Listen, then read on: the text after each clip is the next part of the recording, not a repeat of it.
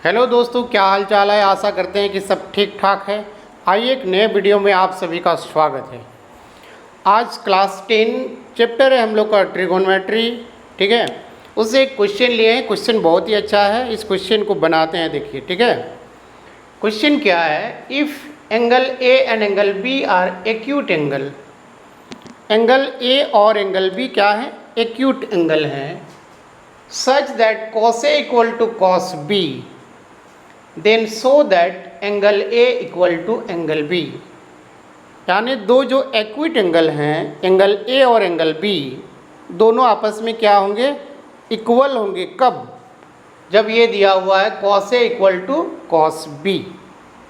देखिए इसको कैसे बनाएंगे, ठीक है ना, ध्यान से इसको देखेंगे। लेट ए बी सी जे राइट एंगल ट्रायंगल, ठीक है। ए बी सी क्या है, एक राइट एंगल ट्रायंगल है, बट सी एंगल 90 डिग्री है। सी एंगल कितना है, 90 है। देखिए सी जब 90 होगा तभी ए और बी एक्यूट एंगल होंगे। कंसेप्ट क्लियर होना चाहिए, ठीक है ना। And angle A and angle B are acute angle. ये जो एंगल है, एंगल ए और ये एंगल बी, ये दोनों कैसे एंगल हैं, एक्यूट एंगल हैं, ठीक है। आप देखिए इसको हम लोग बनाएंगे तो किस तरह से बनेगा, है ना। ध्यान से आप लोग देखेंगे। हम लोग यूज़ करेंगे ट्रिगोनोमेट्रिकल रेशियो का ही, ठीक है, उसी का अप्लाई करके इसको बनाना है। तो यहाँ पे देखिए, यूजिंग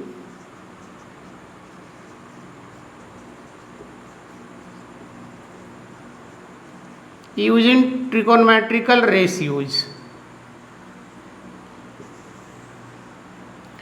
अब ध्यान से इसमें समझेंगे। गिवन क्या है हम लोग का, cos A equal to cos B, ये गिवन है, राइट। अब देखिए cos A जब निकालेंगे हम लोग, यानी ये रेफरेंस एंगल इसको लेंगे, एंगल A को, तो उस केस में cos A ऑलवेज क्या होता है, B/H। cos A क्या होता है, ऑलवेज B/H होता है, यानी बेस बाई हाइपोटेनियस। और यहाँ पर भी cos B जब लेंगे, इस केस में भी cos हमेशा B/H ही होता है, बेस बाई हाइपोटेनियस।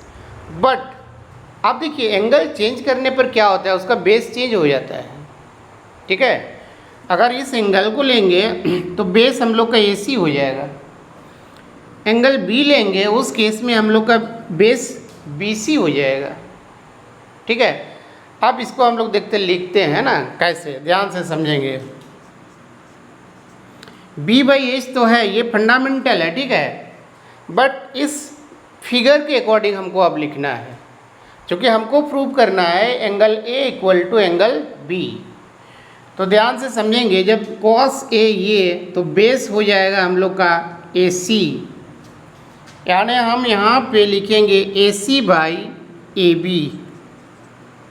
क्लियर है।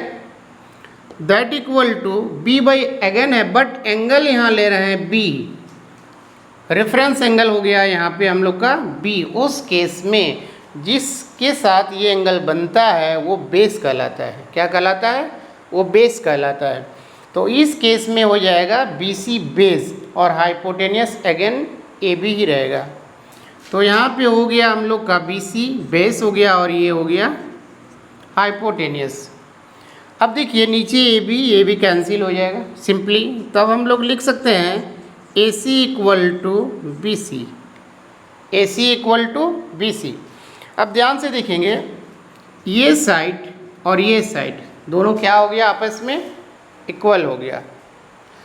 अब ये किस तरह का ट्रायंगल बना, ये राइट एंगल आइसोसेलेस ट्रायंगल बन गया, ठीक है। आइसोसेलेस ट्रायंगल का मतलब होता है कि दो साइड्स उसके बराबर होंगे, ठीक है। लेकिन यहाँ दो साइड्स बराबर हैं, साथ में क्या है, एक एंगल 90 डिग्री है, इसीलिए इसका नाम हो जाएगा राइट एंगल आइसोसेलेस ट्रायंगल, ठीक है।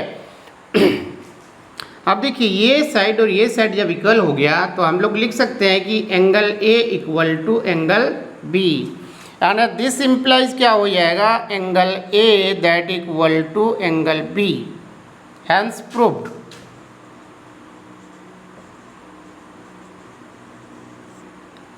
ठीक है, आई होप समझ में आया होगा। क्वेश्चन छोटा था बट इम्पॉर्टेंट क्वेश्चन है, कंसेप्ट क्लियर रहेगा तो बहुत इजी से बन जाएगा। ठीक है, चलिए अगर वीडियो पसंद आएगा तो इसको लाइक शेयर और कमेंट ज़रूर करेंगे और मेरे फेसबुक पेज को ज़रूर से आप लोग फॉलो कर लेंगे। ठीक है, और यूट्यूब का लिंक भी मैं दे दूँगा, यूट्यूब को मेरा सब्सक्राइब कर लेंगे और ऑल का नोटिफिकेशन ज़रूर से दबा लेंगे। ठीक है, चलिए आज के लिए इतना ही। Thank you, have a nice day.